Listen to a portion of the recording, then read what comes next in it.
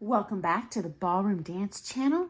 We are a worldwide community of ballroom dancers, and we meet here every day to talk all things ballroom dance. And I am your hostess, Sunny.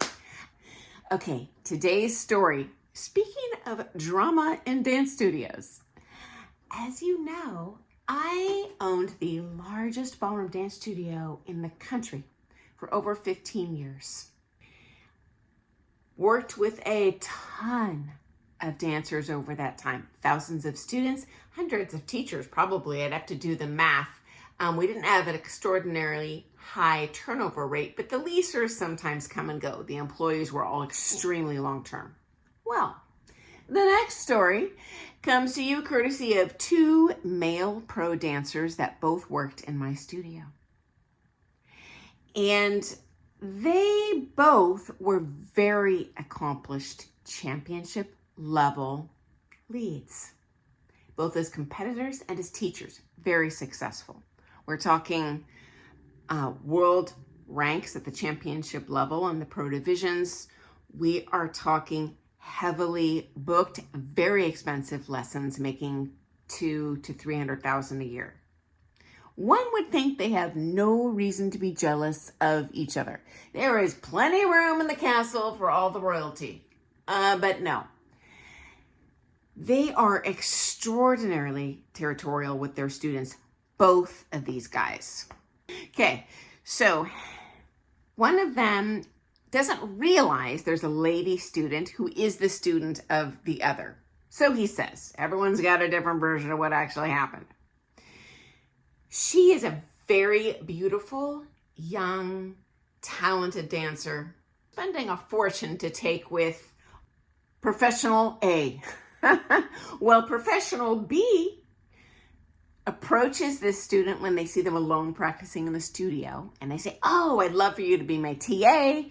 I'll teach you for free." And by the way, this pro was notorious for asking all the gorgeous, young, talented dancers to be his TA, and then monkey business ensued, and he had ulterior motives. But anyway, this girl said yes, and she was very young, so I'll refer to her as girl. Started assisting in his classes, obviously stops taking lessons with the paid professional because she can get free lessons now from another championship level pro. So Pro A completely blows a gasket.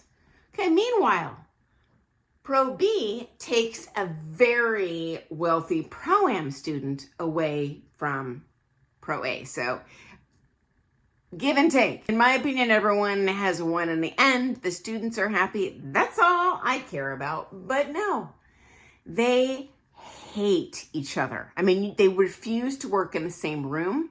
If one of them so much as says hi to the other person's student when they walk in the door, which usually common courtesy, they are on the horn to me, screaming, "So-and-so is trying to lure my students away." Like, well, maybe they're just being polite. Neither one of these people are American, so maybe that's part of the problem. I do think the American culture is a little different than the rest of the world. So they end up accidentally booking a Pro-Am competition. Well, this is Pro B. He has his posse of lady students, and this is Pro A. He has his little posse of students flying separately to collide at the competition. Well, Pro A books all of his ladies with him on the same plane. Pro B doesn't, but as luck would have it, a couple of Pro B's students end up on the other teacher's airplane talking to the ladies. Okay. In my opinion, no one did anything wrong. They're all ballroom dancers having a joyful, exciting trip to the comp. Why not? Well, Pro B was particularly controlling of his students and forbid them even from talking to each other, which is probably why he never booked them on the same plane. And by the way, friends, he did that because he charged them all different rates, but different story, different day. So they get off the plane. They're all having fun talking. And this pro, knowing that he's going to hack off this other pro, doesn't talk to those students. His students talk. Okay. Well, the students are like, hey, let's share a cab. So Pro A and his students and two of the other pro students ride a cab to the same hotel. Okay, but hopefully we just don't run into each other. But no. Not only does Pro B immediately find out, don't know how, that these ladies have ridden with Pro A. So he is completely furious, calls me screaming on the phone. He ends up being booked in the hotel room next door to Pro A. So now they got two bulls in a china shop in the same aisle. Oh, heaven help me. Okay, so they have a screaming match in the ballroom in front of everyone. And of course, they're entered under my studio name. So mud on my face. I had nothing to do with this. These two are acting like juvenile delinquents. Shameful. These poor students standing by like, horrible. Well, they go back up to the hotel room, puffed and tooted, and got in the hall side by side and are screaming in each other's faces, and one lifts their hand to punch the other. And I know both the pros involved. I'm sure they're both equally at fault. Well, this was Pro A that went to, according to Pro B, attack him physically. And so Pro B's like, touch me and I'm going to file assault charges. Anyway, so both huff and puff raging into their rooms. So my cell phone's blowing up because I'm the studio owner, right? And both lines interrupting each other's calls, screaming at me. And I'm like, I will get to you. Everyone's got a version of what happened. I am far away from you in a different state. You are embarrassing me. Everyone heard them screaming in the hall. So anyway, solution is the hotel changed one of their hotel rooms. But after that, pretty much every day, these clowns would rip my face off like, well, it's him or me. Like, you know what, guys? Pro tip from a long-term studio owner. Don't be giving your studio owner any ultimatums, because you know what? Everyone is replaceable. Every student, every employee, every independent contractor, every teacher. You know what? Especially when you're dealing in a large studio with heavily booked people. The dance world, even in a single studio, is like a bucket full of water. And you know what? You are but a fist in that bucket of water.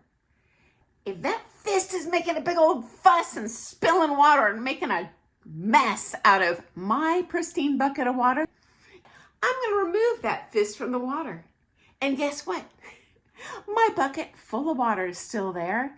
And not only that, my bucket of water is even better without these people. So I did separately have a come to Jesus meeting with both of them. So needless to say, both of them backed down with tail between their legs after repeatedly screaming in my face. But honestly, at that point, I was just done. And I had very little tolerance for any sort of drama with them, because anyone can have a bad day, but this was a long-term problem that came to a head. So thought you'd find that story to be real interesting. It is rare. Most ballroom dance teachers actually get along super great. We went up the comp levels together. You competitors know how much you love your competitor friends. It doesn't change just because you happen to turn pro one day. So hopefully that doesn't happen in your studio with your teacher, because it stressed out all of us. Probably the worst, the students. Okay, guys, I look forward to seeing you first thing tomorrow morning for some more Things Ballroom Dance. Friendly reminder, I'm an amateur YouTuber. I'm not a professional. I'm not monetized. I'm horrible with technology. I always have two versions of my video. I upload the edited one, but sometimes I fall off the rails. And so if you ever see a video where I'm stopping in the middle of a sentence, I'm restarting the sentence, just give me a shout out in the comments and I'll pull that video and put the correct video up. Okay, guys, thanks so much for watching. Thank you so much to those of you. Give me a little thumbs up. I get so excited. Okay, I'll see you first thing tomorrow.